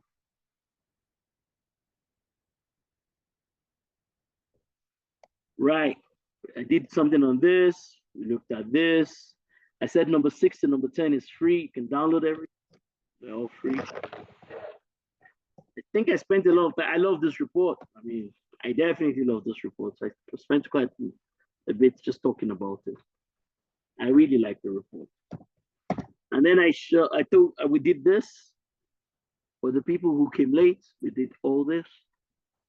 And the question is at the bottom of the page. The question is at the bottom of the page. And then we had a long conversation around this. We had a long conversation and a debate. Not just a conversation, also a debate. All right, people, tell me quickly, what is your big learning point? I mean, some people love this, so please share with me. That's all I'm asking. Please tell me. Fill the attendance and give me your big learning point today. What's the thing that struck you most of everything that we talked about? Prince, focus on standards or methods. Oh, it goes into how to do it. You need to look at those things behind it, right? It goes into how, right, to do it. Okay, everybody, please come on. Tell me what's your big takeaway today, Prince. Prince. Okay, both. It actually focuses. I just answered that. It tells you specific things you need to do. It doesn't give you the exact how. So it won't tell you that you should go and use some platform or the other, but it goes into specifically what you should be doing. It does. So it tells you not just the standard, but the method. Download it. It's available. Simon.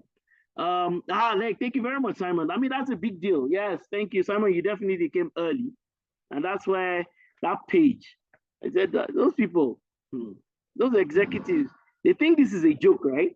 They think this is The executives don't realize that overall accountability belongs to them. The executives don't realize that they are actually accountable for information security. The CISO is only responsible for it. He's definitely not accountable. The CISO is not accountable. He's only responsible for setting this up. So overall accountability belongs to the chairman. And according to COVID, the chairman can give those things to the CEO. And if you check that Lloyd's TSB, both the chairman and the CEO, they were the two people, maybe Boma, if you find it, they were the two people that had to go to sit in front of the, what's the name of those people? Parliament, exactly. They had to sit in front of Parliament. The CISO was in his house. So that's important. Everybody, please give me your feedback. What is your big learning point? Yes, sir, Prince, absolutely, sir. Yes, thank you, Marvel. Oh, the military attack is brilliant. As I said, it should be the default. If you're somebody who has decided that this is your lifetime is about, at least this is your immediate lifetime is about cybersecurity, then the military attack has got to be your default landing page. Aha, Prince, maybe one day I'll write one standard for Africa. I've been looking for somebody who will work with me so that we can write the, what I call the African Data Protection Regulation. Yeah? ADPA, right? All right, Eldred, you like Enisa? Oh, I love Enisa.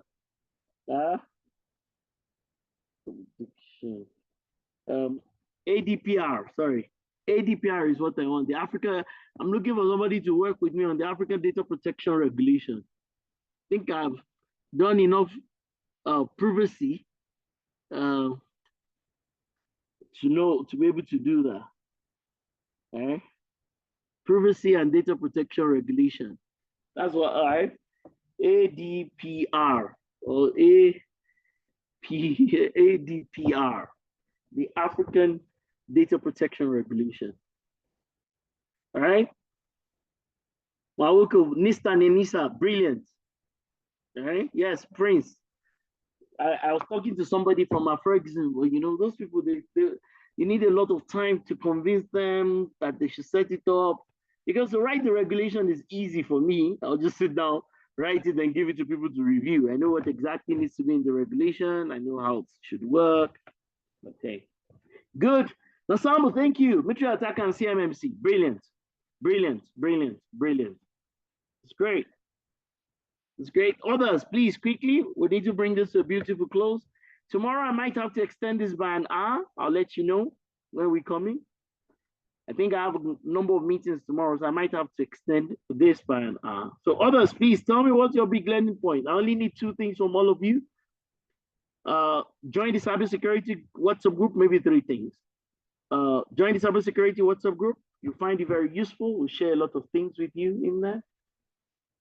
We'll share a lot of things with you in there. Only cybersecurity related things, purely cybersecurity and privacy. Information, cyber, and privacy. Information, cyber, and privacy. Information, cyber, and privacy. That's it. Information, cyber, and privacy. Information, cyber, and privacy. So, I mean, OG Luke, send me the link. Send us the link. Malabo Convention. Yeah. Send me the link. Send me the link. I'll definitely like the Malabo and the AU. Because I was speaking to somebody from Ferguson and I told them that, you know, because for me right now, because of some of the countries, I mean, my friend Chisomo might be on the call. Chisomo, we've done some things that I've got to do with, what's that, Malawi, Kenya, Nigeria, Ghana. How many data protection acts in Africa will I have to go through? That doesn't make sense. Why would we have 54 countries? Each of them will then have their own data protection group document. That doesn't even make sense. That makes no sense. So we can actually write the standard, our own Africa First standard. I'll follow these things. I mean, thank you very much for that. I'm trying to open some of the sites as it is. Thank you. Yeah, I'm also looking at them. It's great. Thank you. I was asking the Ferguson guy. I honestly didn't know that. Thank you. Ojilu, thank you very much. Oh, okay. So this is Louis. Oh, Omni, sorry. Lee, I didn't know it was you. Right. Great, great, great. Okay. Every other person, tell me. What is your big takeaway? Please, quickly. We need to close. We need to close. What's your takeaway from today? So just so that I know what to also include and improve upon as we go through the sessions. Just so that I will know. Yes, I mean, right now I've done like 6 countries. And every time I have to do training in their country, I have to study what it is that they have. Nana, thank you very much. That Beyond Trust document is a beautiful document. Absolutely. It would help you significantly. Oh, yeah. Capici. I love I mean, for me to be talking about MCRA all the time. So you can imagine, right? So, hey. So, yeah, it's definitely great. Any other person? What is your big takeaway? What is the key thing that you've taken from this session today? How, what is your next step? How are you going to improve everything that you're doing in cybersecurity? What are your next steps? Look at the documents on African Union on cybersecurity and personal data protection, year 2020. Come on, really. All right? 2020. This one, Malabo 2023. You know, maybe we'll get to know the next one. Maybe I'll find out the next one that I can go to pitch the African data protection regulation. I can go to pitch that there. Okay, we'll just form a committee and build something beautiful. If you've met the requirements in one country, you don't have to meet it again in another country. Just make sure that you do it that way. Makes a lot of sense. Makes a lot of sense. That's only if the people know what it is or they follow through with it and all that. All right. Any other person? As we bring this to a close, thank you very much, everyone. It's always my pleasure to be here. I've got something to show on my screen. Where's that thing again? Where's the, hold on, wait a minute. Yes, it's, I was even at the Sari Center with Marvin this afternoon. So, hey, if, so once again, we'll do Lagos, we'll do Abuja, we'll do Accra at some point in time. But this Friday, it's, it's all about Nairobi. So, hey, in Nairobi, give Marvin a call so that you can RSVP with him. Right. And the gentleman was on TV today, talking about cybersecurity. He really should be my coach or my mentor, actually. It should be the other way around. So please, if you're in Nairobi, speak to Marvin. That's his phone number. Reach out to him, RSVP with me. Soon we'll do the Accra version. Larry, we need to do the Accra version of the cybersecurity drinks. Larry, you can hear me. We need to do the Accra version of cybersecurity drinks. We should actually. We should. We should. We'll meet at what's the name of that Kizumba place? Forgot to. Larry, what's that Kizumba place? Uh, Anybody from Ghana on the call? What's the Kizumba place again? That we go to. Uh, Thank you very much, Mr. Charles. Thank you. It's my pleasure. Louis, yes. Yes, tell Larry. Larry, we need to organize cybersecurity drinks. Cybersecurity drinks right there in Accra. Actually, we should do it. We'll do it actually. This is not a problem. We'll do it. We'll just bring everybody together and we'll have drinks. No problem. Drinks on me. That's fine. Larry, right? Afrikiko, they got George. Exactly. It's Afrikiko. So we're going to do Afrikiko next time I'm in Accra. It's going to happen in the month of March. So Larry, I hope you're listening. We're doing Afrikiko in March, right? Cybersecurity drinks, Accra version. I'm committed to it. So you can Have my word on that, Larry. Cybersecurity drinks, the Accra version. All right, people. Thank you very much, everyone. It's definitely been great talking to all of you. We'll put the video, we'll share the slides, it's not a problem. And I will see you all tomorrow. It's 2 p.m. Kenyan time in Nairobi. It will be 12 noon in Nigeria, and it will be 11 a.m. in Ghana, in Accra, in Ghana. So tomorrow I will do PCI DSS, and I'll also try to do the not also try. I will definitely do the data protection side of things. I'm a data protection lover.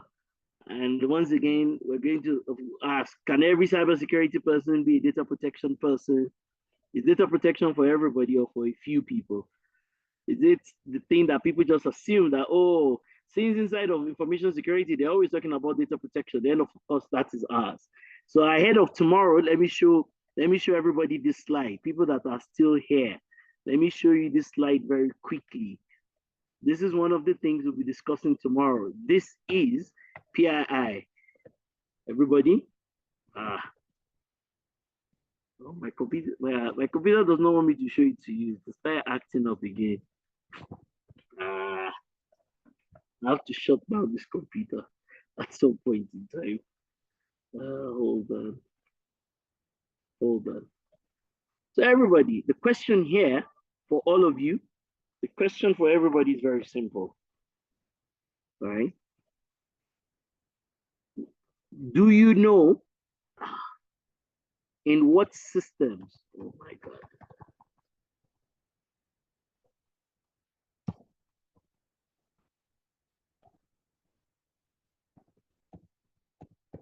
Okay, good. Everybody, this is the deal when it comes to privacy and data protection. This is the deal. Everything here is considered PII, right? Everything here are all attributes that contribute to PII. And you can take a screenshot here, everybody. Everything here are considered according to ISO 29100. And I like that standard a lot. Everything here is considered to be PII.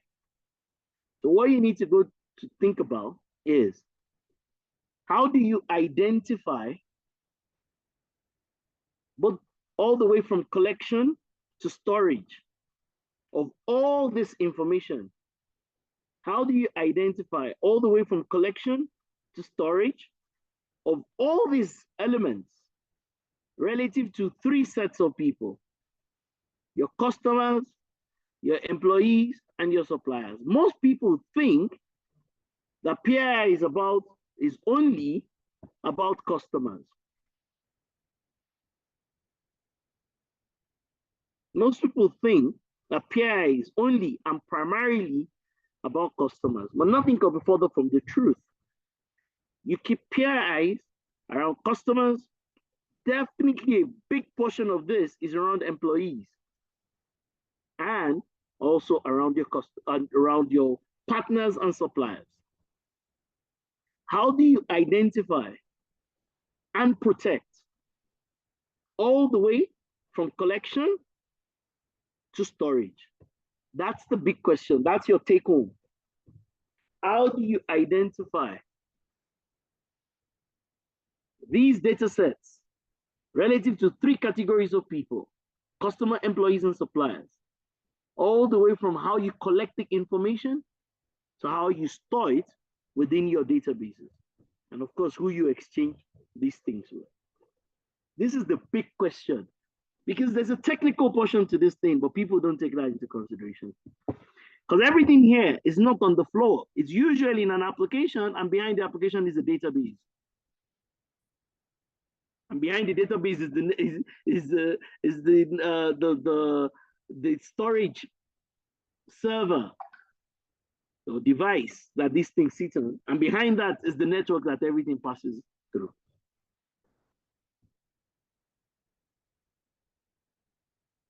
right? Okay, people, once again, thank you very much, everyone. Thank you. See you tomorrow.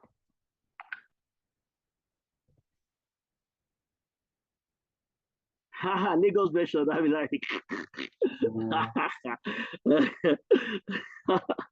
mean, like, if you sponsor it, it's fine. We'll put it, we'll put it on YouTube and share with you. So it's not a problem. All right, everyone. See you tomorrow. Thank you. Thank you very much. God bless you. See you tomorrow.